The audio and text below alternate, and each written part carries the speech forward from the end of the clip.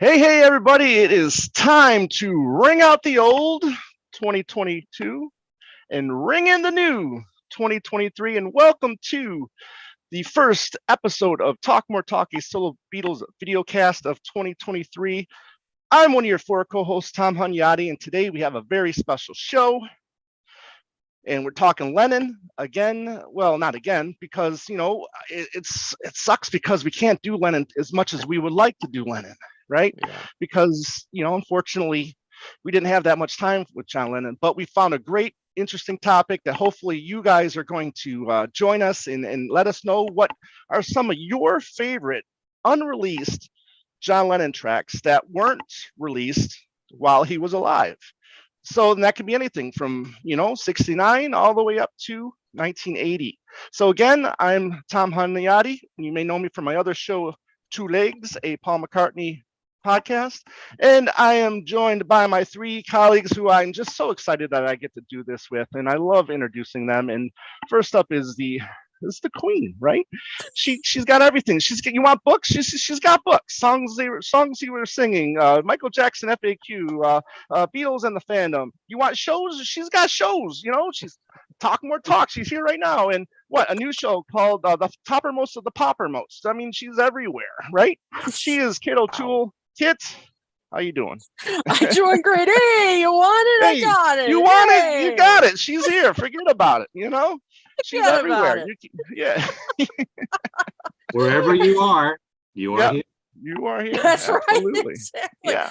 Hi, Tom, Joe, Ken. Great to be with you and tell everybody Happy New Year. Yeah, absolutely. And also, from my view, he's in the middle. I don't know how he is for everybody else, but we're talking about Joe Mayo. Now, here's a guy, right? That you want videos, you got videos, all right? You want rant videos, you got rant videos. You want movies, videos on movies, you got them. You want record store videos, you got that too. Me and Mr. Mayo, Joe Mayo, our buddy, a video extraordinaire. And you want honeymooners? Just ask him. He'll give you he'll give you some honeymooner quotes all day long. And believe me, he has done them all day long. And Joe, how you doing, my friend? Hi, Tom. Doing well. Thank you. It's always good to be here with you three. Hello, Kit. Hello, Ken. Also. Okay, excellent. And last but not least, this man is everywhere, right? You want a radio show? You got a radio show. It's every little thing, right? Where he plays every little thing. You want podcasts? He's on podcasts. You got things we said today with Darren DeVivo and Alan Cozen. You want just Beatles talk or solos Beatles talk? You got his radio show on his YouTube channel, Ken Michaels Radio, right? Where he's interviewing everyone from us to people that actually work with the solo Beatles. And hopefully those are the shows that you watch, because those are just so damn good, because Ken, he knows the material, he knows the people that work with them, and it's such an honor to be working with Ken right now. And Ken Michaels, it's good to see you. Happy New Year to all three of you, and it's good to be back. Ken, what's up? Thank you, Tom. It's great to be here. Excited to be back on Talk More Talk. Another year of some really good shows coming your way. Yes. And yes. What a fine topic to kick it off with. Absolutely. And I'm glad you brought this one up, because we were talking before we decided what we were going to do today. We wanted to, get something John in, because, like I said at the beginning here, we don't get to do John that often. And this was a really good one, because I don't really venture into this area. And I'm so happy that you came up with this one, Ken, because the songs that I have discovered, let me tell you, my mind was blown. I'm just amazed and disappointed in myself for not, no, I did not, Tony. I was just disappointed in myself for not seeking out some of these tracks, or all of You had these some tracks, cold sooner. grape juice. Yeah, right. So, just excited to be here, Tony. That's what I think. But anyways, before we get to that, we're going to get to Ken Michaels, and again, another exciting part for me is the news, because we learned so much about what's going to be released and untimely deaths and all of this stuff. let's Well, thank you in a twisted way that you presented that. But, right. Right. Normally, at the beginning of the year, we are light on news, and so far this year is no exception. But one thing that was nice to see 2 weeks ago is that both John Lennon and Paul McCartney made an appearance on Billboard's Hot 100 in the top 40 with their Christmas classics. Paul's Wonderful Christmas Time peaked at number 32 after it hit number 28 a couple of years ago. And John and Yoko's Happy Christmas War Is Over entered the top 40 for the very first time, where it just peaked at number 38. It's John's first top 40 hit since Nobody Told Me in 1984. Wow. It was also the first time that John and Paul were in the top 40 simultaneously in the same week since Nobody Told Me. And can you figure out the other song? 1980 or 81? That would be 84. I wasn't paying attention. 84. 84. So it'll be No More Lonely Nights? What's that? No More Lonely Nights? Nope. How about Say, or So Bad? So Bad. There you So go. bad. Okay. They were All both in the top 40 at the same time. Now, the Beatles group and solo albums have also fared well on the Billboard Top 200 album charts, with Abbey Road at 91, McCartney 2 at 103, Give Me Some Truth at 116, and Revolver at 159. And of course, I'm sure you figured out, McCartney 2 is on the charts because Wonderful Christmas Time is included.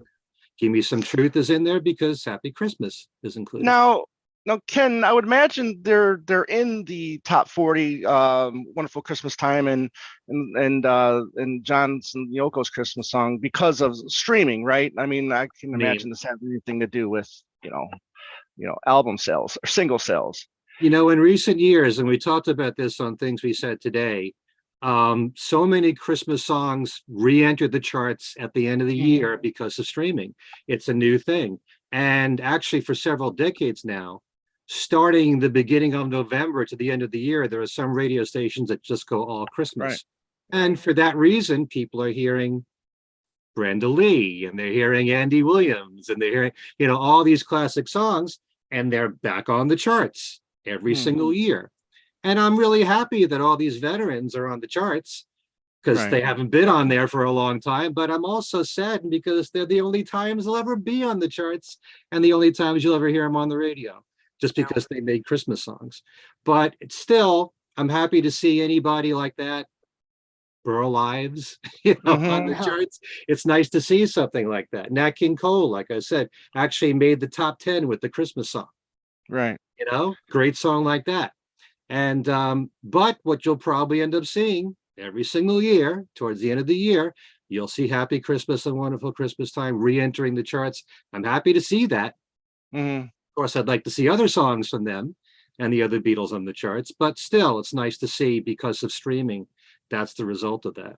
Right. Now, it may not be an impressive number to some people, but despite having only 3,000 copies made, the Paul McCartney singles box set, selling for over $600, made Billboard's top 200 album charts, debuting at 126 and then sinking to 200. Only 2 weeks on the charts, but hey, it's an expensive box set. And it's the fact that it's anywhere there is impressive. Right.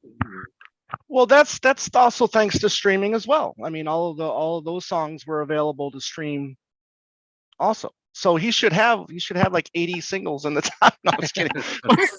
Yeah, but I also think the fact that it's a collector's item, there's only 3,000 copies made, everybody rushed out that wanted it, so it made a little bit of a splash there.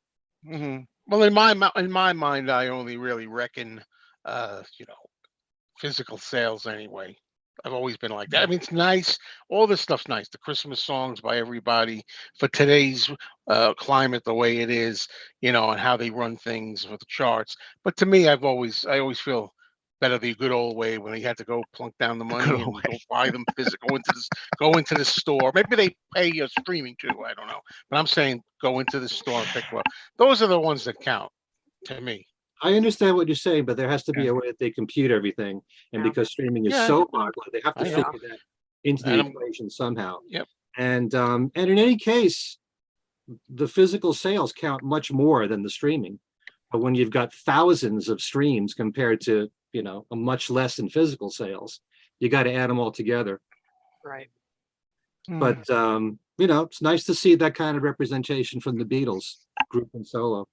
In an article from Yahoo from December 29th, titled "The 15 Best Posthumous Albums Ever Released," it was nice to see that George Harrison's "Brainwashed" made the list. Oh, At nice. number 9.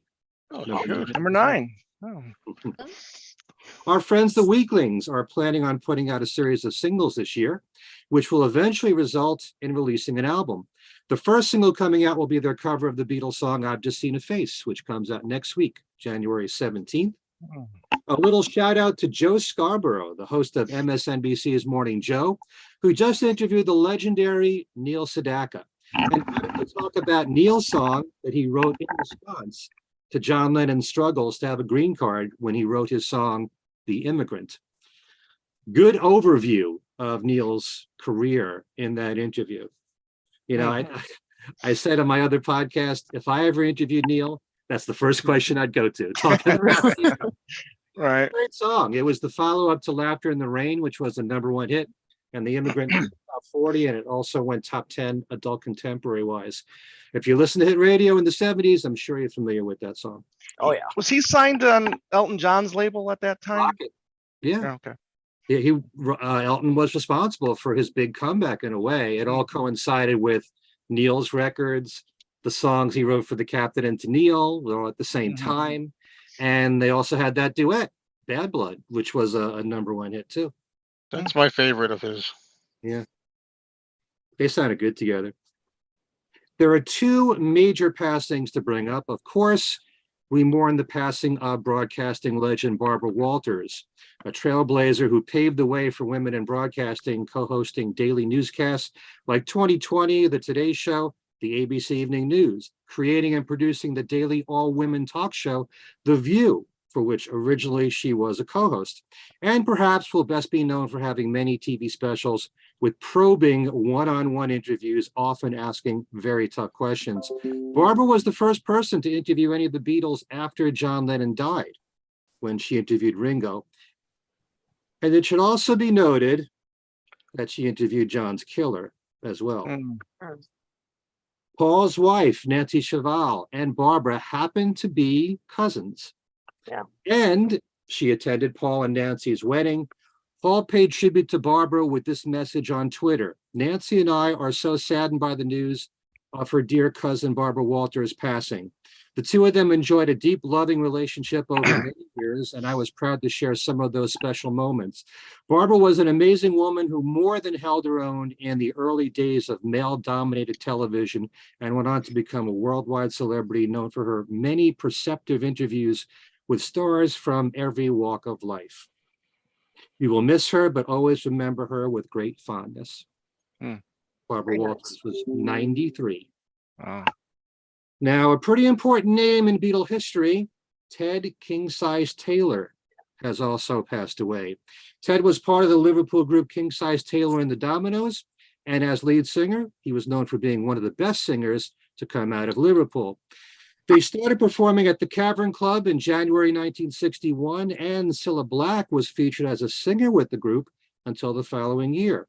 In the summer of 1962, the band played at the Star Club in Hamburg, and Taylor recorded the Beatles there on reel-to-reel tapes in December of 1962, which is where we got Live at the Star Club.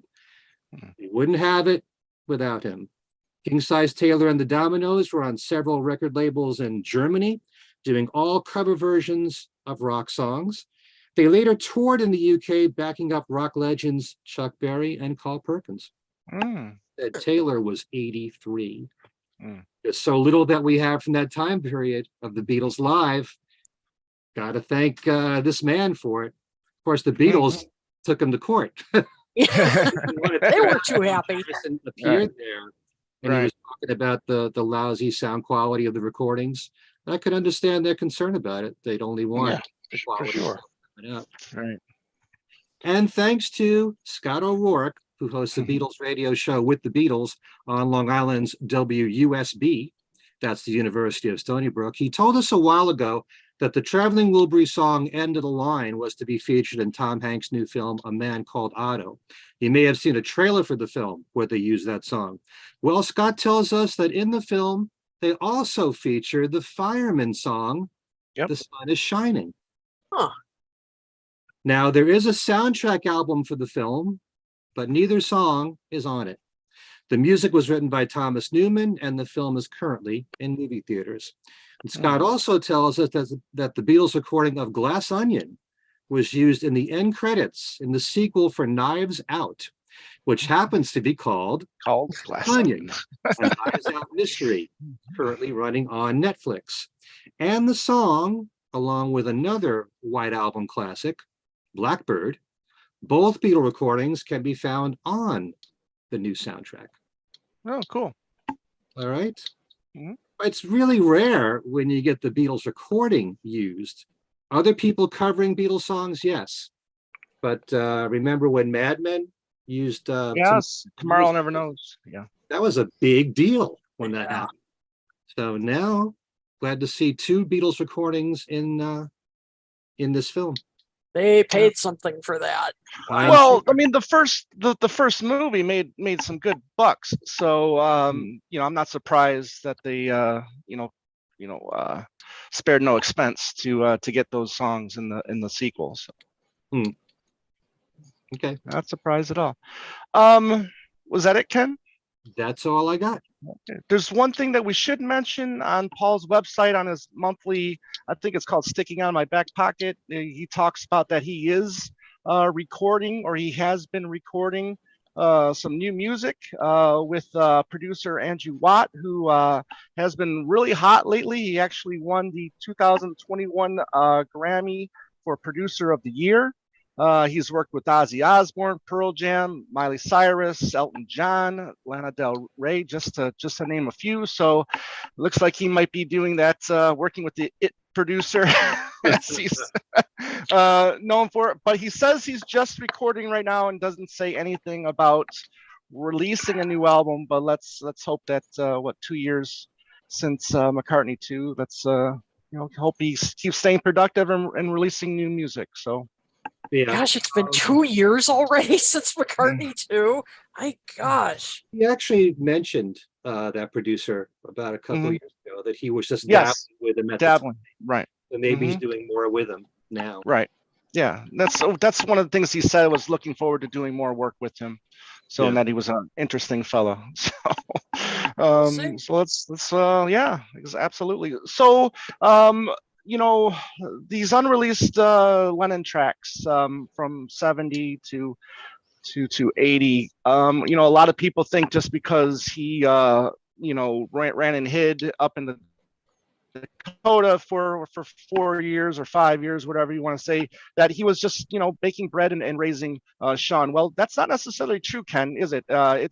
He was really, working on a lot of different material, wasn't he? A lot of different projects.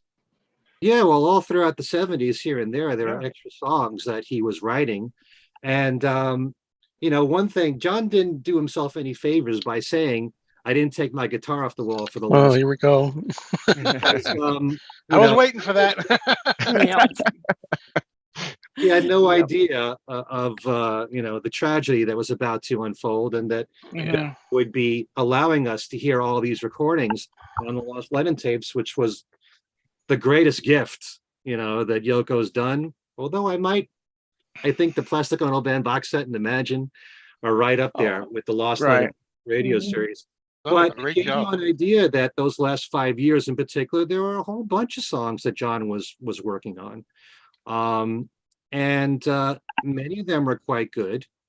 And on top of all that, once you study all this other stuff that John had written, say from 1970 on, you will learn that very often he'll take snatches of certain songs and put them in later songs and develop them even further. It's not like every single song. He tried to make it sound like with Double Fantasy that all these songs came to him in a rush, that it was effortless, and some of the songs he wrote completely, but many of them he didn't. And you certainly discover that when you study this other body of work from John. And like I said, very grateful that Yoko shared this with us. I wish the whole thing would come out, all these songs. We got some of it on the John Lennon anthology box set, some on the signature box set that came out in 2010.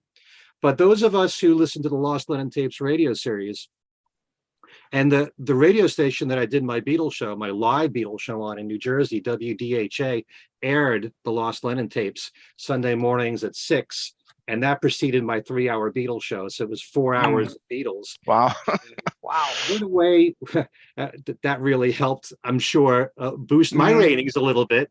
Right. 6 in the morning, and then because a lot of people may not have wanted to get up at 7. But and I did a lot of specials around the Lost Lennon Tapes radio series. All that it takes of every song from Imagine in the same order. Right. Same thing with Mind Games. I would do stuff like that. But the Lost Lennon Tapes was such a treasure, not just because of these unreleased Lennon songs, but you got different mixes of songs, and you got demos of the songs that he released, and also interviews that maybe you never heard before. Every single week, you were bound to hear something that you never heard before. So, it's, as someone who loves radio for that reason, it's the great teaser. There's always something to look forward to every single week. I love the series to death. And so, so we'll talk about the unreleased songs in particular, and a lot of good stuff there. Absolutely. Yep. I'm Joe, talk noticing about that your experience Well, with. wait a minute. I noticed Tony D says it's a shame he was too insecure to record again until 1980. I don't think it was a matter of insecurity. I'm not saying he wasn't insecure at times. He was, but I think it was just he really didn't care to be out there yet in that period of time, coming right out, into the public eye yet. He wanted to take a break. Yeah. Give yourself a break. Joe, talk. Oh, okay, go ahead. I'm sorry. Getting back with Yoko, he wanted to, build on the relationship again, repair, the relationship after being away. So between that and raising Sean, he had that to do. They did a lot of traveling as well. I always hate it when someone says John lost his muse during the last 5 years. What a bunch of nonsense. All you got to do is listen to these songs that he was writing at the time. And he wrote when he felt like writing. They also, John and Yoko were talking about this idea of doing a musical called The Ballad of John and Yoko on Broadway. So a few of the songs that we'll talk about are supposed to have been planned for that. So, but nothing wrong with wanting to take a break. Yeah, nothing wrong at all. And then, being a Beatle, I mean, I'm sure it was probably deservedly so. I mean, he gave us so much those, 13, 14 years, why wouldn't you want to take a break? But Joe, tell us about your experience with the Lost Lennon Tapes and when you discovered it, and how much you learned while listening to it. Well, it was a wonderful thing because in 1988, I remember tuning in Westwood One religiously and listening to the latest broadcast with Elliot Mintz, hosting it. And it's funny because I would tape every one of them. I think I still got the tapes, audio, the cassettes that I made. And then I actually would go into my music area in the other room after, the next day or something. I try to cut out the songs and just put the song on like a tape album, so to speak. But then later on, it came to the point where I was able to get these recordings. They came out at first, unofficially, but then the fan circle managed to get a hold of them, and they put them out on records. So I got some of them, but it was always a treat to hear, what songs he might have been dabbling with, which is what I say, or experimenting with, using sometimes this is called a beatbox. A lot of times he had this, he'd set that up or on the piano or guitar, and it was always a treat. But I also liked hearing early versions of songs that came to be released, like Happy Christmas. The first time I heard that, that's when that blew me away. First demoing or rough versions of Happy Christmas. I really like that. And yeah, this went on for some time, and it was Mm, always a highlight. I remember thinking at the time, boy, it's a shame that John was gone, but you still managed to have this anyway, which is some kind of solace. It's not. It would be better to have brand new albums by John, but at least this was some material that we hadn't heard. right. That's a good point. And Ken, you mentioned about one of the greatest gift that Yoko has ever given us is that show, right? And um, for me, I remember hearing it from time to time, but I never experienced it, at real time. So, just I'm really excited about hearing this from you guys, and and now I'm going to try to seek this stuff out. Kit, I mean, was that on your radar Yeah, at the time for yeah, you? it was. Yeah, I did hear. I didn't hear the entire series Hmm. in real time, but I heard a lot of it. And I do remember, as Joe was saying, getting my recorder ready and recording it off the radio. And it was, and I was still kind of learning about Hmm. John at this time. I mean, I was, getting into the Beatles, but I was kind of getting into the solo careers too. I mean, learning about John as a solo artist. And Right. so it was, just fascinating to hear. And I wasn't really into, bootlegs yet. So hearing the demos that they played, not only for John songs, but for some of the Beatles songs, I mean, this was new stuff to me. Hmm. And Mm. so when they would play some of that, I mean, oh my God, I couldn't believe it. I mean, this was all new to me. And so it was just so exciting. And so it was, just hear, really hearing, an artist at work. I mean, from hearing like the rough draft to the final cut. And Right. I mean, that was just so exciting for me And and you to bring up really good. learn about it. Oh, Right. go ahead. You bring up a great point too, because when I was starting to hear these songs, it's like the evolution of these songs, whether it's a song that morphed into another song, or it just became a completely different song, or Yeah. he brought a couple together, so much more exciting than Paul's, demos or whatnot, because his stuff is usually always pretty realized by the time he gets into the studio. So hearing, John's evolution of these songs has been another exciting, point for me too. So, but go ahead if you got it, if you got No, more. no, and the other thing I liked about the series, I mean, we're not going to be, talking about it tonight, really, but I did like how they also, played songs that were influential to him. I mean, kind of what became later the, John's Jukebox series, but they played a little bit of that in the Mm, John Lennon tapes, where they occasionally play a song by Chuck Berry or whoever that would that influenced him. Really enjoyed that too. And again, I was, in the period where I was still kind of learning about this stuff. And so that was really, exciting to me as well, and really influenced me to mm, then go back and, it's like, well, let's learn more about these artists. And right. so yeah, really just a really landmark show, I Mm, think, in many ways.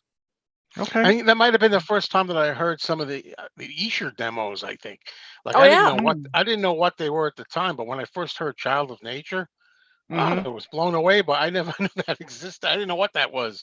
And then Revolution, the faster version, demo version of Revolution. I hadn't heard those. Mm, Hmm.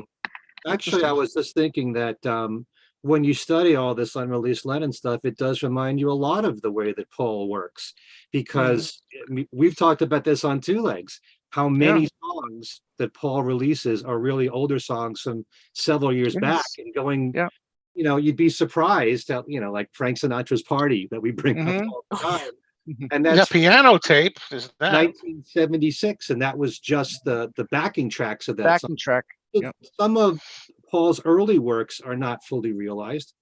Mm, The 74 piano demos got Mullican Yeah, top It's not finished Yeah, but like that, but but what I was trying the point I was trying to make is what he's given us on his box sets and stuff like that. We the box. really don't get, that evolution factor like we get on the Lennon box sets. Right. right. So Mhm. but it's all right. We've got, I guess we're gonna probably do 5 each, but obviously there's gonna be more. Maybe we can do a stretch of part 2 out of this because as I'm discovering, there's just so much music that maybe we can do that another one in the future. But Kit, let's start with you, and let's talk about 5 tracks that you found worthy and to talk about.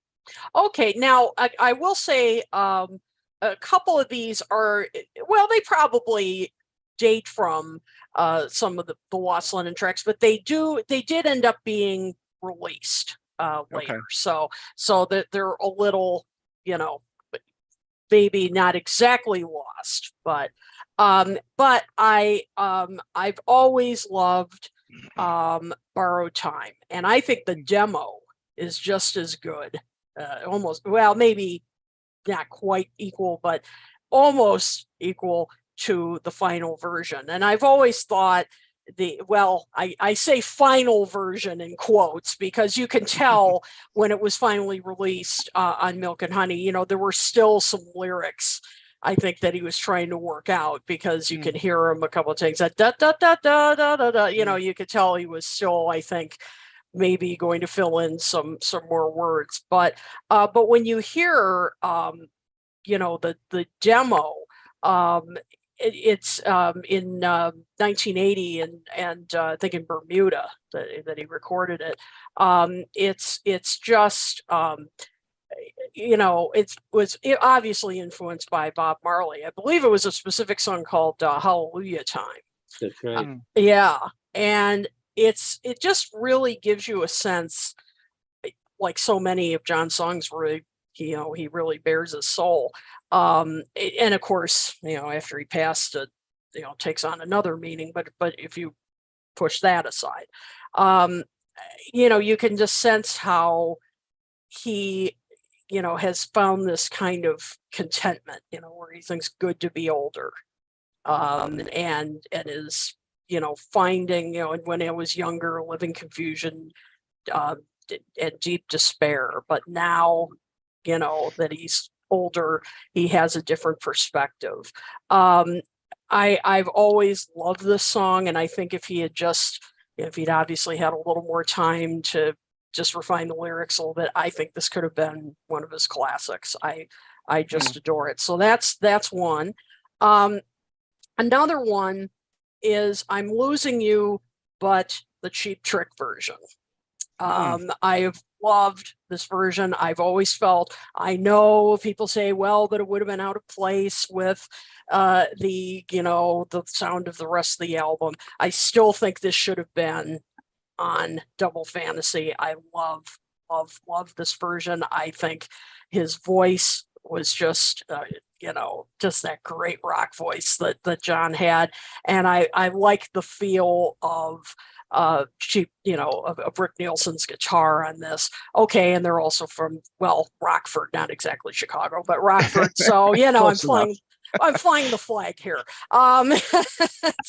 But seriously, it remained unreleased, of course, for many years. Well, it was unofficially released for some years, but it finally was released on, I think it was the anthology, the Lennon anthology, where it was released first, or was it?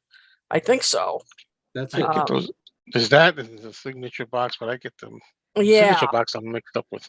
Yeah, I know. It was exactly. And it's John Lennon acoustic also, but I think yes. Yep. And it was just I thought, thank God it finally saw the light of day, because it I just thought that would have been an even bigger highlight on Double Fantasy. Another one now, Real Love, but a very specific version. The one that was on the 1988 Imagine soundtrack. From 79, and I think it was take 6. that has always been my absolute go-to version of Real Love.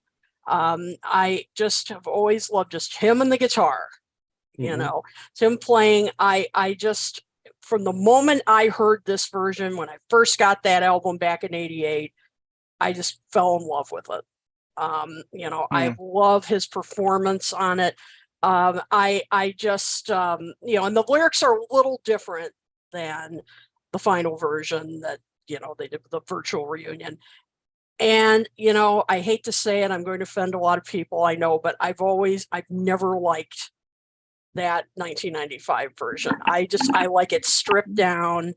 I just think his voice on this, it just was so moving to me. And I just, you know, that 95 version I just thought was kind of overdone, and kind of, I just feel him and the guitar really, it just, the lyrics just mean so much more to me. You know, it's such I think I prefer that one myself. I mean, I only like the Real Love '95 one better than Free as a Bird personally. But I think what happened with Real Love '95, they were trying to do the Beatles, you know. Yeah. It wasn't just John, you know. Yep. That's probably why. Maybe that's it, because I just think, you know, that I like the delicate kind of feel of this one, and I just thought that other version, I don't know, it just kind of overshadows the lyrics. Number 4, I picked India. I love it. It's such a beautiful song.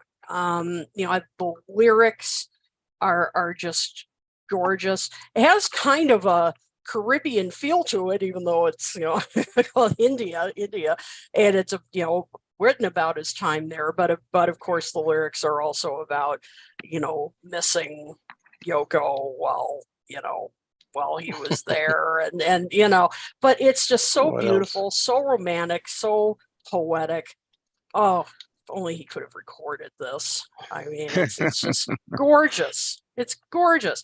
And my last pick is Now and Then. That's a beautiful, it's very haunting. You know, such a haunting, just him and the piano, very haunting, obviously written about, you know, troubled times with he and Yoko, and, you know, apologizing. And I have to say that in a way, I can see why. Maybe, I mean, I guess George, when they were recording the reunion singles, I guess supposedly it was because George didn't like it. In a way, I can also see why, maybe, that at least he didn't want to record it. It's a very personal song, you know, and I wonder if that was another reason that he kind of shied away from it, because it is so deeply personal that for all of them to record this, I don't know if that would have worked. I'm glad you brought it up. Oh, go ahead, Ken. The reason we were given was because there was a big hum. And that was another problem. And yes. They couldn't remove that. Right. But supposedly the other story was that George didn't like it, and so they abandoned it. But I don't know. But Tom, you were gonna say something. Yeah, I was just gonna say. I mean, one of the questions I had for you guys is, I mean, do you think Paul should finish it, record it, and finish it? No, I don't think so. I know he wants to. I mean, he's expressed interest in, you know. Ken, what do you think? The thing is that, you know, Paul has always been about, you know, all 4 of us together have to vote on this, and we all have to approve it. And George didn't want it to be done. So if the main reason was because of the hum, they've removed that now. You can right. Yep. In fact, you know, in light of everything that we've marveled in today's technology with what Peter Jackson did with Get Back, imagine what he could do with Free as a Bird and Real Love, and probably separate the voice from the piano, and maybe you can improve the sound quality on the voice there, and could do the same thing with so many of these demos. But, you know, you hear so much about, you know, Paul upset with the other three siding with Alan Klein as a manager, and Paul didn't approve that. He didn't want to go with that. You know, if Yoko says it's okay, and obviously she gave him these recordings, so she'd approve. Right. You know, as long as the other three felt that it was okay, then I'd be all for it. But George did say no at that time. Right. Mm. So he'd be kind of hypocritical if he did that. But Yeah. then, you know, if the main reason is because of that hum and you can remove it, and now I don't know how much there is that exists of them working on the song. Right. Yeah, it's never surfaced. I've never understood. They were supposed to have been given Grow Old With Me as well. Grow Yeah. Old With Me is a great song, Yeah. you know, which should be a classic to this day. John always said he wanted it to be used as a wedding song, and it was one of my wedding songs. Yes. And He got his wish. I don't know why the Beatles didn't, you know, work on that. Yeah, because You know- as I said, this is sounds so personal that I can kind of Yeah. I know I think it was Astro Jer, hello there, mentioned that George said, and I did read this somewhere, that he said it was a crap, that George said it was a crap demo, which I completely disagree with. I agree with you, Astro Jer. Yeah, I don't think that's the problem. It's a great demo. It's a beautiful song. As I said, it's just very personal. And there's the factor of, like you said, Ken, about like, you know, well, you know, would that be right by George, you know, to put, you know, to do it if George hadn't liked it or approved it? But then the question also is George on it? Like, is there, because I would assume they'd want to put it out as a 4 Beatles song, Right. finish it as a Beatles song again. And unless George had already recorded something on it, and it sounds to me like he might not have, Right. you know, or his attitude for it, Right. then do you put it out with just John and then Ringo and Paul? You know, I wonder. I don't know. I don't think I would do that.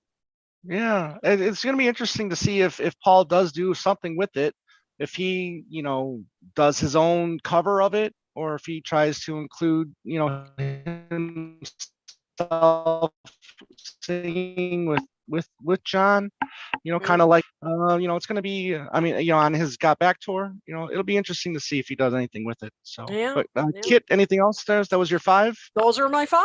Yep. Okay. Excellent. Great picks. Yeah, India, you know, I was listening to that earlier today. Just like, this Gorgeous. is so good. So good. All right, Joe, mean Mr. Rant. No, I'm just kidding. Don't appreciate that here, Thomas. I know. And I'm not trying not to rant about a lot of things here. You're not. I'll rant about your sound quality. Oh, no, you're not a mean fella there. What's going on no. with your That's fine with me. sound quality? It's really loud. The headphones are loud. Yeah, excellent. All right, Anyway, so go ahead. Well, I'll be the first, I guess, to mention a song I always like called "Whatever Happened to." Mhm. Is that the song or one of the songs that they were thinking of maybe using for the play Ballad of John and Yoko? Yes. I think so. Yeah. Right, that was one. I mean, you know, there's not too much I can find to say about each track. You know, I mean, it's a guitar-driven track. And, you know, I like the energy of the guitar on it. I like the way John does this thing where he descends his voice down. I don't recall the lyrics all offhand, but you know, keeps herself in the dark. You know, he goes down.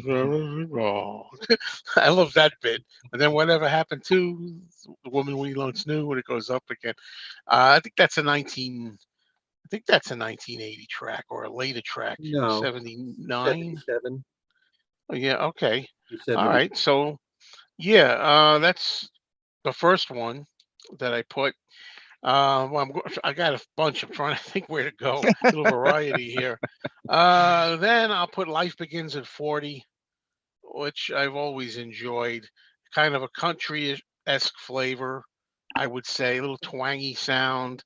And I think that has that. I call it a beatbox, something he's playing along to. And the story is that I think that was one of the tracks that he had intended to maybe give to Ringo. Life Begins at 40. And if that's the case, Yes. I could actually hear Ringo singing that, It's in his wheelhouse. It's got the kind of country feeling. It seems it's in his vocal range. And earlier I think it was talking about John and about his age.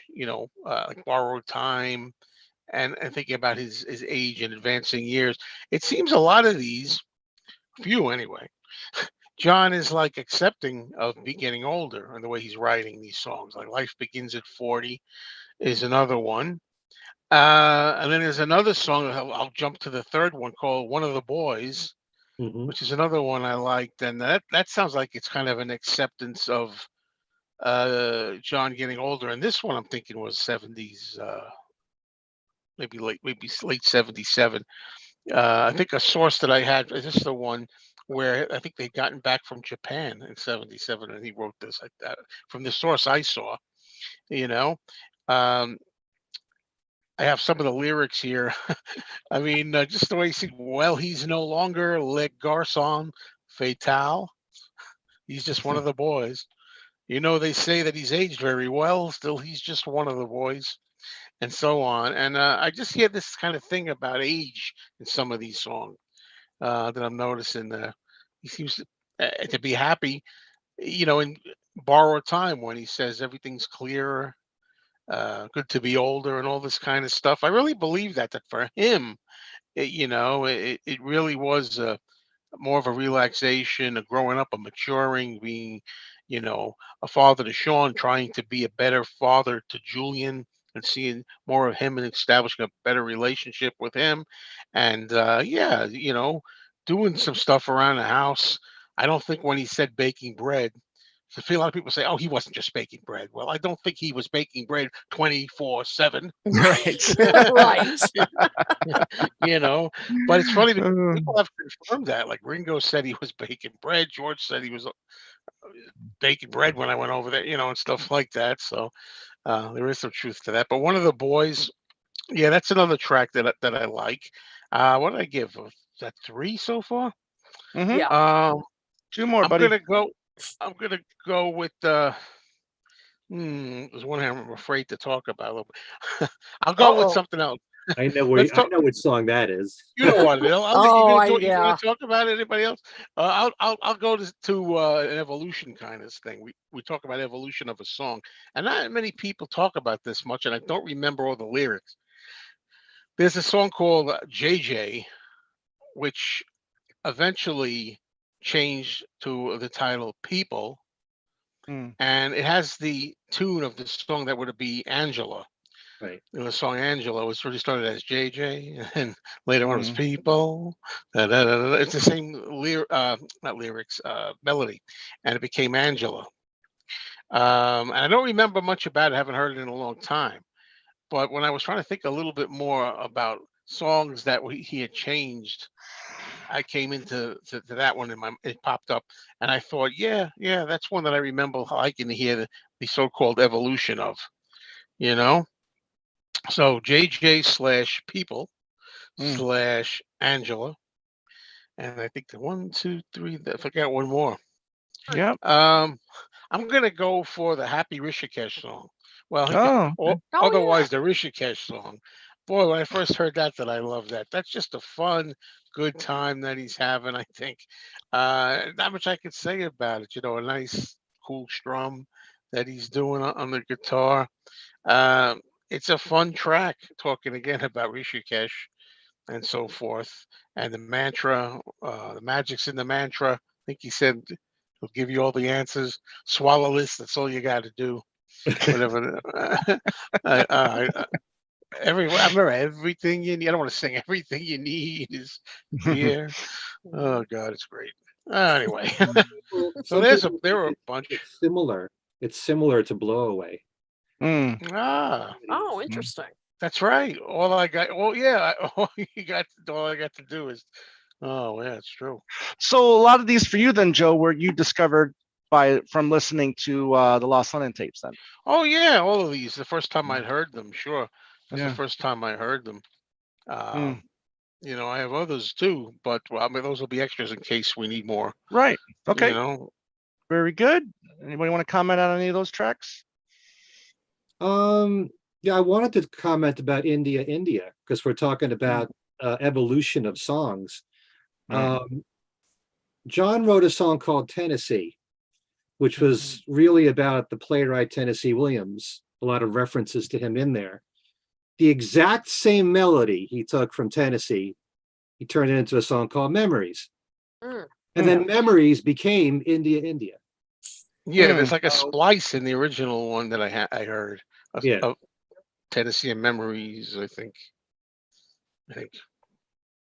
Well, So that's why one I'm of those. saying we have no idea when John would take an idea from the past and Right. rework it in any which way he wanted to. But yeah, if you listen to all those recordings, you're going to hear the same melody repeated there. So I also wanted to say, Yeah, we got to I'll be make talking sure about one of those tunes very soon. this book, Yes. Eight Arms to Hold You, that we have praised many times here on this show. It's got everything in here from the solo Beatles, from the beginning of the solo careers up through, Right. what was it, 2000? Like, yeah, 2000. 2000. Yeah. And so it's got all of John's unreleased stuff, everything that was heard on the Lost Lennon tapes and more. And so if you want to know the years when these songs were recorded, how often the songs were worked on, you know, all the changes, what albums, what bootlegs they're on, it's all here in this book. It's pretty phenomenal. So it's very difficult to keep track of it all because there's so many songs that he did many different takes of the same song. He kept changing the song. Right. So yeah, but this is a great source. It's probably the best one that's out there. Eight Arms to Hold You. And well, this one, yeah. Well, Lennonology is good as well. I mean, this goes through all those songs. Also, since, you know, I know a lot of people out there like reading, you know, from a PDF file. If you this book is still available, which in this book as well. So Chip Manning, we owe a lot to Chip. Yes, we do. Yep, we really do. All right, Ken, are you ready? Ken? Yeah, I wouldn't Yeah. say necessarily these are in any order, but these are among my favorites. Like you, Joe, I happen to love Whatever Happened To. I love the rhythm guitar playing and all these different sections that John bridges together in this song. And it's just, it's got a lot of great hooks in it. And these are songs that I can imagine him bringing back later on. You know, there's certain songs that feel finished, certain songs that are not, but you can see the potential if you worked on them a little bit more. To me, Whatever Happened To sounds like a finished song. And, you know, I you know, kind of wish that he lived to revisit it and do something with it. Yeah. And by the way, all the songs that we're talking about here, if you've never heard them before, you can find them on YouTube. Yeah. Okay. Yes. Plenty of bootlegs out there, and many of them are on YouTube. There's a song called Sally and Billy, which has always stuck in my head. It dates all the way back to 1970. It's John at the piano. And very often the thing that sticks out for me are melodies. And if after a couple listens, the melody's there and I can't get it out of my head, I consider that a good song. And Yes. John never lost his gift for coming up with incredible melodies. Sally and Billy is like that.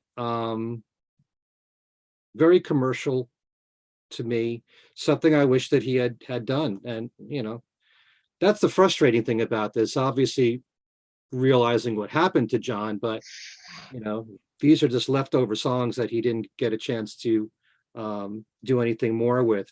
But Sally and Billy, definitely check out. I do like Now and Then a lot.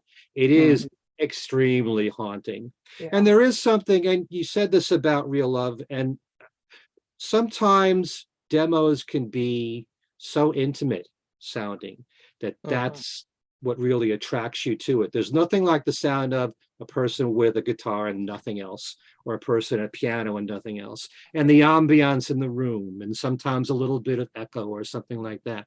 And it adds a bit of a touch. So it kind of has a life all of its own as a demo. You know, I can certainly hear the Beatles working on this song, but like I said, I still don't know why they didn't work on Grow With Me. No one's ever answered that question. Yeah. But Now and Then has got a great melody to it, and I love the middle part. I don't want to lose your love. Beautiful. That part, great melody there. There's another tune called Mirror, Mirror on the Wall that was also rumored to be for the Ballad of John and Yoko musical. And that's another haunting song, John on the piano singing it. And another thing is, not only are there times when John will take part of a song and use it in another song, in the case of Mirror, Mirror, the opening lines are, sometimes I look in the mirror, there's nobody there. Yeah, Staring. I used that. So what did he do at the end of I Don't Want to Face It? As an ad lib at the end of the song. Right. I look in the mirror, I don't see anybody there. Yeah. So in some way, he used part of that song from Mirror, Mirror. There's a song that also dates back to 1970 called You Know How Hard It Is. And it's a really good rock song. It does kind of remind me in some ways of I Don't Want to Face It. Yeah, it's got great hooks in it. It's another one I wish that he had worked on more. Like you, Joe, I like the song One of the Boys. And I love the evolution of some of these songs, which I hope we get to talk to, because there's a lot more besides these songs. But of the unreleased songs, I would say these are probably my favorites. Okay. Yeah. Cool. Yeah, I agree with you on, well, I'll just mention this one now since it's my turn, but Sally and Billy was just a fun song, and glad I discovered it. And I love, it's a great relationship kind of song, almost kind of like fun. I mean, you might not agree with this, but kind of fun as an obla di obla da in a way. It's a different song, don't get me wrong, but it's I enjoyed that he's a great storyteller. And I just loved a lot of aspects of that song. There's an acoustic track called I Ain't Got Time, which is just a great, laid back acoustic bit that he does. And he's just singing I Ain't Got Time throughout the whole thing. So that's one of the tracks where I wish he would have had, more time to play around with and to see what he could have done with it and how it would have finished. And that was from as early as 71, I believe. One from 76 is a track called, I've seen it labeled two different ways. One is She's a Friend of Dorothy, or She Is a Friend of Dorothy, which I fell in love with this song right away. It's another one I love. I love how he, when he's singing She's a Friend of Dorothy, I love his high falsetto while he's doing that. I thought that was really interesting. And it's a great, piano demo. It's been interesting to see how he would have, brought that to life on a regular LP. A track called Solitude, which is another really good piano demo. And this song morphed into I'm Losing You, from my understanding. He does use the line here in some stranger's room in both. So I would imagine if it started off as Solitude, then he took that line. And some of the ways that he sings the song Solitude, he sings the lines the same way in I'm Losing You. So that's another track that I found very interesting. Well, he does have a song called Stranger's Room. Yes. Right. Yeah. Okay. All right. I'll have to look for that then. Yeah, it's good. Yeah. Ken, I think you mentioned Memories, or someone mentioned Memories. Yeah. Another one, fantastic. I love the opening verse or chorus. Memories, oh memories, release me from your spell. Today is all I need to know. Do you have to haunt me when I thought I let you go? I just, I thought that was so Lennon right there. So good stuff from John. Again, another just piano demo. Would have been cool to see what he did with that. And then Sally and Billy. So yeah, I mean those are my five. And again, I'm going to really dive deep into more of these tracks. We can talk about morphing into the songs. That's the way the world is. Kid, I think you mentioned that. No, or I someone didn't mentioned that, or I don't remember, someone mentioned that, but I mean, that's the one that morphed into Real Love. So that's another Yeah. incarnation of real life or real love, however you want to call it. There's a song called "Call My Name" that I always liked. That Right. eventually it became I Assume a Sin, which is one of my favorite ones. You Right. know, it's Yeah. again, there's not much to say about it. I'm not going to sing it, Right. but it has the same melody, and it's "Call Hmm. My Name." And I think Right. there's a version where it's interesting. Like he reverses it, like I forget which, like in the actual release on "I See My Sin," it's like uh like I'm sorry, it means, he Hmm. apologizes. But then there's another one that call my name or something if you need me. It when you're down and out, call me. And it kind of Right. like it reversed. In some of them, it's like I'll ease your pain. He's saying. Then later on, it was a matter of he needs when he's down. Mm. The actual release version I see him send is like when I'm down. It starts. Hmm. He starts by saying, but the call my name version is like when you're down, call my name. It's like he's Mm. reaching out. I'll help you. And then I see him saying he's asking he needs help, kind of. Right. It's, Hmm. it's the same melody, but he's reversing the meaning. Okay. Very good. You talked about, songs morphing into other songs. I mean, what are some of the examples that you want to mention? There's a song called Emotional Wreck, and also another one called I'm Crazy that turned into Watching the Wheels. Mm. And there's a whole session goes on for at least half an hour of him just working on this song, and it's going to be Watching the Wheels. Just Yeah. Mhm. like It's starting funny over. though, Ken. If I can interrupt these like when you said that, I thought of it as "Don't Be Crazy." So the thing is, I think a lot of times some of these songs, depending on the Right. source, has a different title. Like "Solitude" might have Mm. been called something "Stranger's Room" or something else, Right. depending what Mhm. source, like the Lennon tapes, or according Mm. to the book, they might have had a different title. But anyway, it's not always a clear-cut title. I don't think. Right. Good Well, point. Yep. that's a And good I question. oh, If go ahead. we know from the reel-to-reel tapes what John wrote on them, did he actually put the titles on for every Mm. thing? Mm. Hmm. I remember when we first started airing the Lost Lennon tapes, they played what became the acoustic version of Real Love, the one that you love so much, Kit. Yeah. And it was called Girls and Boys. And that's what it said Yes. on the Yeah. cue initially. The same recording, that we know as Real Love. So Right. yeah. But you mentioned Don't Be Crazy. That's the part of Starting Over where John sings, Why Don't We Take Off Alone? Mm. And there's a part at the very beginning of Starting Over is a song called My Life. Yeah, That's what I was yeah, just gonna say. My yeah, life. Yes. and that morphs into it became Yes. starting over the early days of Starting Over.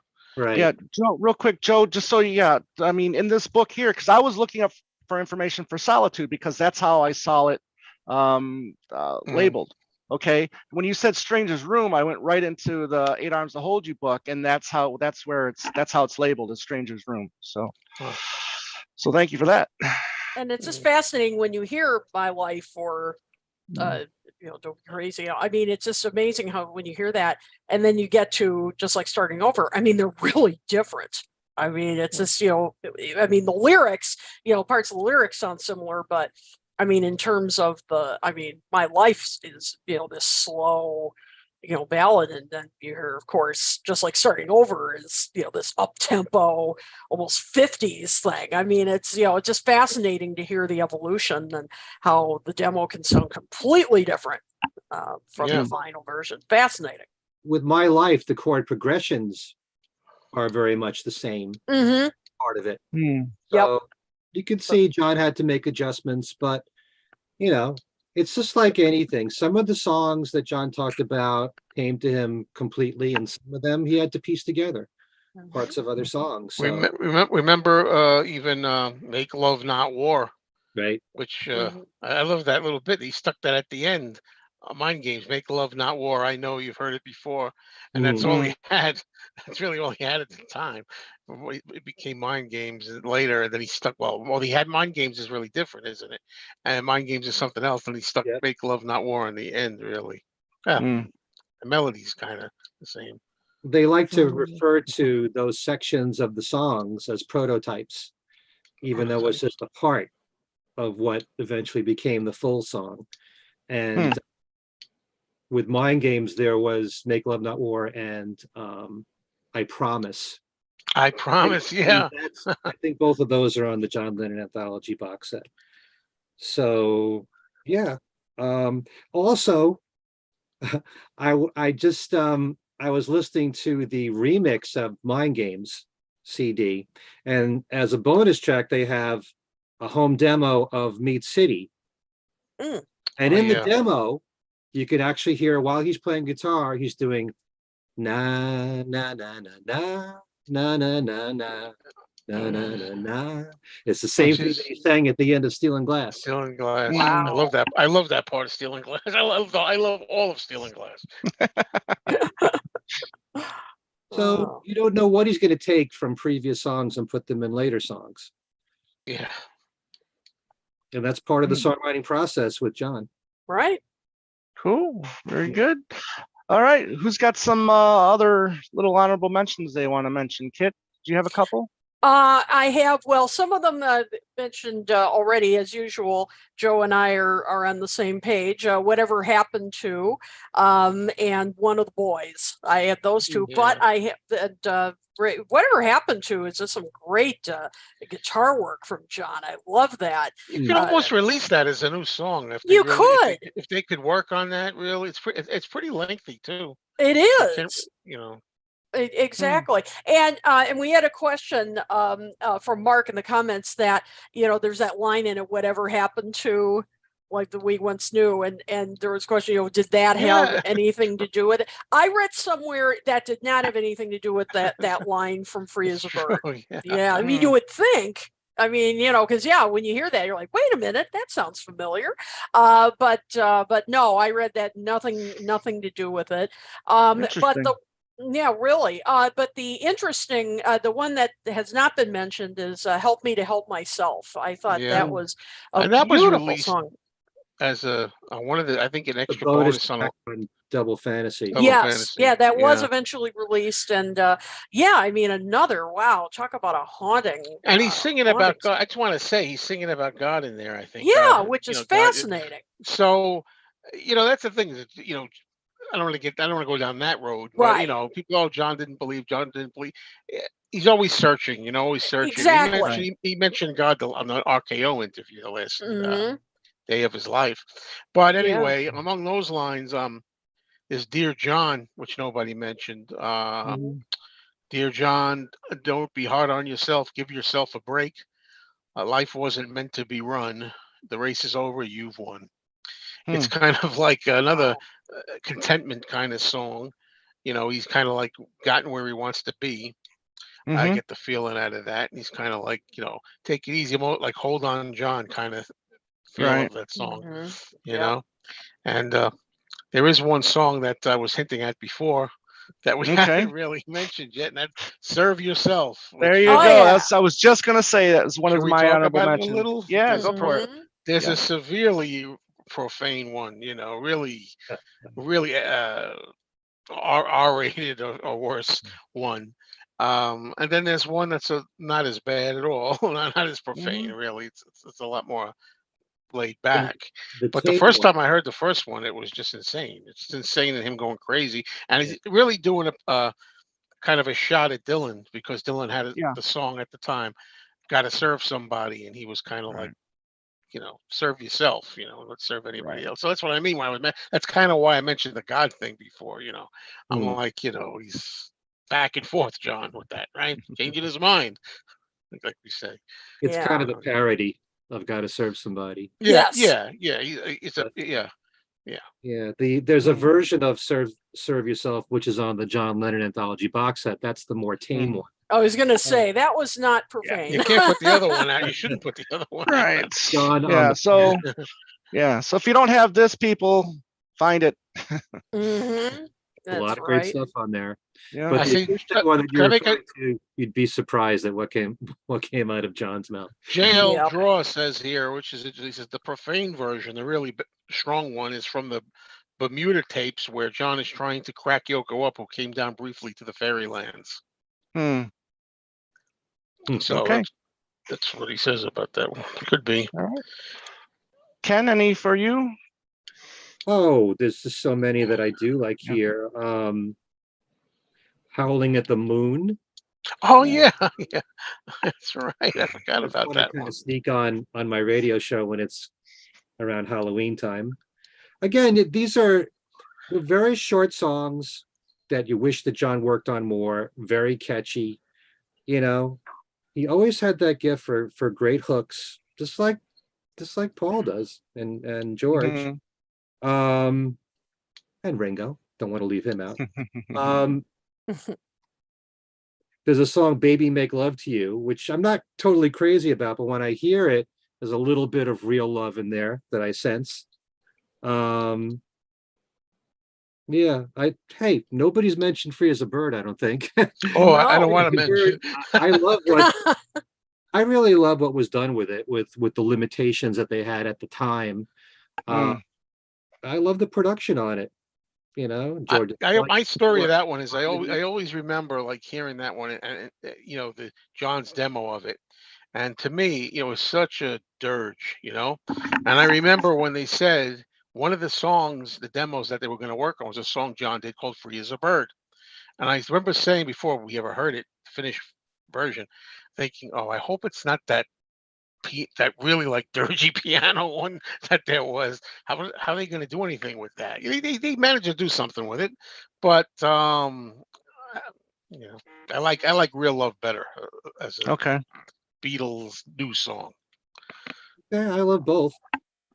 But you mentioned Okay. That's the Way the World Is, Yeah. and you do hear part of what became Real Love in there, and then Hmm. towards the end, there's just this one line that John repeats: "If it don't feel right." Mm.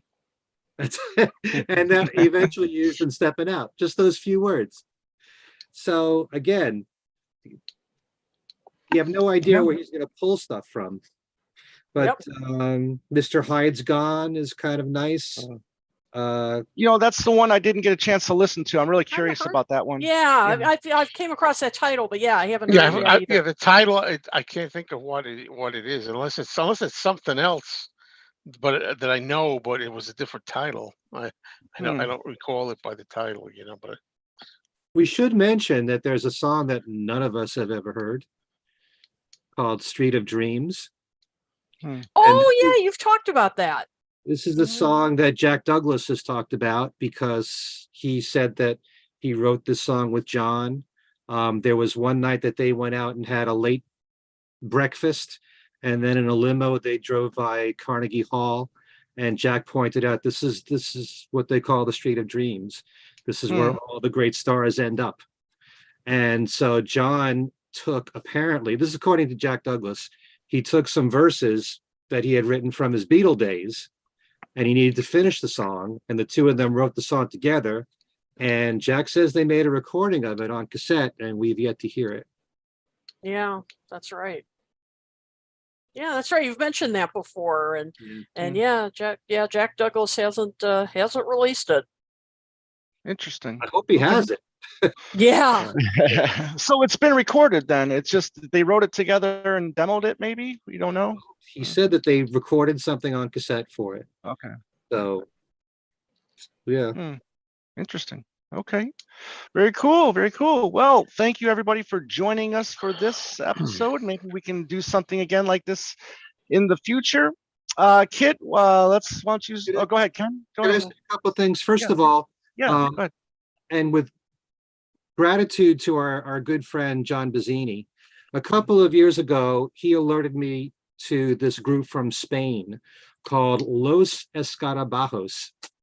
And Yes. Escarabajos actually means beetles, the insect in Spanish. And this is a Beatles tribute group. And they actually made a CD, which is called Lennonphile, the album that John could never record. And it came out in 2001. It's got 12 of these very songs that we were talking about. And it's supposed to be available, I believe, from their website.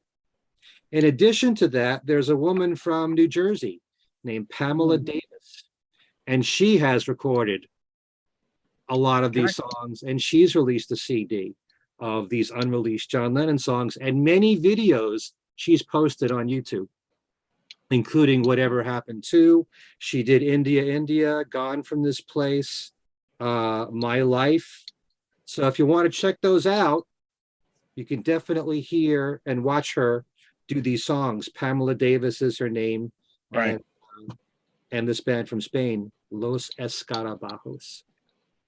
Maybe Okay. I'll give you the links, Kit, that you can put in the box. Yep. Sure. Check that out. Sure. Hmm. No Okay, problem. excellent. Thank you, Ken. Mm. Kit, why don't you go ahead and start how people can find us and get a hold of us? All right. Well, before I start that, we had a very nice comment here that says that really from Paul Perigo saying he really enjoyed this discussion and he's going to go look up these songs and revisit Great. them. So, but that's what we do this for. So really glad you enjoyed it. And Mark Zutkoff, who I know very well, he asked about the band you just mentioned, Ken. He said, "Are they cousins to Los Paranoias?" Very good. Very good. I had to do it. I had to read that. You can only make jokes like that on this show, Yeah, you know, yeah. Right. where you're among friends here. Yes. Where we'll get it. So you can find us. We love hearing from you. You can email us at talkmoresolotalk@gmail.com. We love hearing your feedback, and if you have any ideas for topics you'd like us to address, please let us know. We love hearing from you. You can, of course, find us right here on this channel on YouTube, and please subscribe if you haven't done so already, and you can smash that bell. As the kids say, if you want to be notified of new episodes. And of course, as the kids say, you can smash that like button too. That helps us in the rankings. So please do that if you haven't done so already. You can also find us on Facebook and be notified of new episodes that way. And we're always posting stuff there. If you prefer listening to these episodes, you can find us on virtually any streaming platform you can think of, any podcasting platform. You can find us on Twitter at talkmoretalk1, the number 1, and you can also hear us on Fab4 Radio. Thanks to Beetle Ed. Thank you as always for your support. So Yes. I think that's everywhere. Oh, and you can find us on our website at talkmoretalk.com. Excellent. Very good. Thank you, Queen. Joe, why don't you just go ahead and start us off and let us know what you're doing and what you got coming up? My YouTube channel is Mean Mr. Mayo. I have another channel called Mayo After Dark. That's basically movie related, but it's also the dark side of Mayo. So on that note, I've taken those aforementioned rants videos that I do, and I've moved them from Mean Mr. Mayo over to Mayo After Dark. So if you want the rant videos, go over there. But on my regular channel, Mean Mr. Mayo, it's mostly, music and Beatles related. And I have a bunch of stuff up there that I just did, but mainly now I'm concentrating on vinyl videos and basically purging myself from vinyl. It's not very Beatle related, but not all vinyl. Beatles and solo, I'm still gung-ho about. I'm going back to CDs, I think, for listening to a lot of like non-Beatles stuff. So that's mainly what I've been up to over there. And I got some things planned for the future, but I'll tell you that as I go along. I'll give you the news on my channel. Okay, excellent. Let's switch it up here. Let's go Ken next. Okay, on my website, kenmichaelsradio.com, where you'll find Beatles trivia every single week. Boy, there's a bonanza on my trivia channel there when it comes to Beatle books. Still giving away. Yes. Great book, Yeah. McCartney Legacy, with Alan Kozin and Adrian Sinclair as the authors. We're hoping to have the two of them on our show. Yes. They were on Things We Said Today. They were on Two Legs. So hopefully they'll be joining us very soon. Yes, they will. And I just interviewed Chris Engelhart Mhm. who has put out this book. He was on our show as well. And Good now I friend of have ours. copies of this book to give away, Beatles Fully Uncovered. This is where you can explore all the many side projects of the Beatles, songs they produced, played on, or wrote for other artists. And it's pretty much up to date, except for whatever has happened in the last month or two. But this is the one, Beatles Fully Uncovered, Chris Engelhart. It's a whole other world to explore. Also, the book Top of the Mountain, the Beatles at Shea Stadium, 1965. And yeah, so we got that. Jay Bergen's book, Lennon the Mobster and the Lawyer.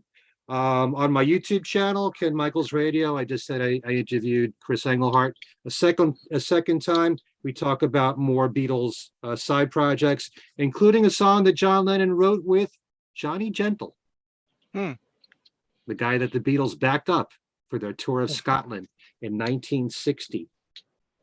Also, I interviewed Ken McNabb recently. He wrote the book And in the End a few years ago, dealing with 1969 in detail, month by month. And he has a brand new book out called You Started It, which is all about rock and roll feuds. We talk about Lennon and McCartney and their feud. And I'll have a very special panel discussion coming this week on Paul McCartney and his solo career. And that'll be probably Wednesday night going up. Things we said today, my other podcast show, we just did a show on songs the Beatles gave away, similar to what Chris Engelhart does. And it's strictly songwriting in particular. And we all mentioned favorites of our own. And we are hoping next week to interview Gary Burr, who, of course, is a member of Ringo's Roundheads and still continues to work with Ringo. And he's an amazing talent, a great songwriter. He's written a lot of hits, especially in the country field. And one more thing, my radio show, Every Little Thing, which is on about 50 radio stations right now. If you ever want to listen to it, there's only one place on demand where you could hear it, and that's at WFDU's website. That's Fairleigh Dickinson University's station. They air the show Sunday mornings at 6 a.m. Shortly after that, they post the show on their website, and they let it run for 2 weeks. So they actually have two of my shows, the last two shows that aired. Each one is up there for 2 weeks apiece. Go to WFDU.FM and click on archival shows and type in Every Little Thing, and you can hear my show whenever you want. All right. Okay. Excellent. Thank you very much, Ken. Queen, All next. right. Just have a couple of things. First of all, if you are listening to or watching this before this date, January 12th, I start my next course, Roots of Rock and Roll Part 3, and this one is musical influences on the Beatles. I'm so excited to be teaching this. This is my first sort of official Beatles course that I'm teaching. So it starts this Thursday, January 12th, meets for the next 3 Thursdays. I think you'll really enjoy it. It involves presentations, small group discussions, and of course, lots of music. So obviously time is running short to enroll in the course. So I will be posting a link on Talk More Talk on our Facebook page. I'll put it in the also in the description of this video just for a few days. And you can get right to it from there. And so I hope to see you in the class. And also the newest episode of the other monthly podcast I co-host with our good friends Ed Chen and Martin Quibble, Toppermost of the Poppermost. It is hot off the press, just came out, and it's covering December 1962 on the British and UK charts. We had a blast recording this. We had so much fun talking about the Beatles singles that were on the charts, but also the other songs that were in the charts. Not all of them, but songs and artists that have some connection to the Beatles, whether they played with them on tour, whether they were, influential artists in some way. And we are just having a blast with this show. So I will post a link to the new episode on our Facebook page, Talk More Talk Facebook page. And so give us a listen and let us know what you think. And I think if you're, fan of 60s music, in addition to the Beatles, you will really enjoy this show. So, thanks for listening.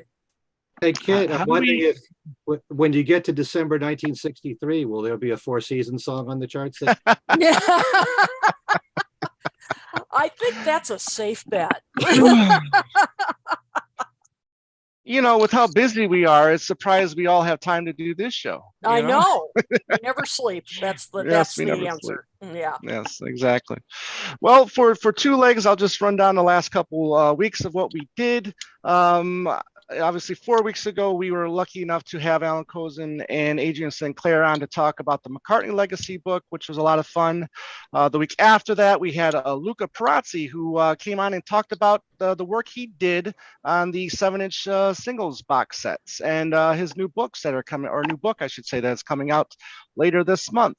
Last week, we continued. We had part 4 of our best friend featuring Anthony Rotuno from the Glass Onion show, and we covered the years 1977 to 1982. And what that is a look at the John and Paul relationship through press, through interviews, and through songs. And we had a lot of fun with that.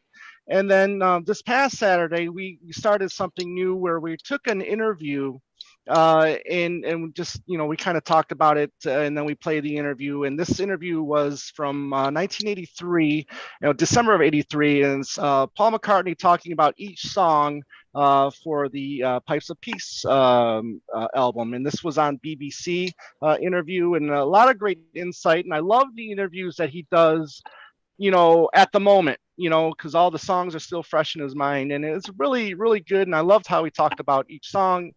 Tom, did he even say though- where? Did he say where the inspiration for? Where that came from? That's exactly.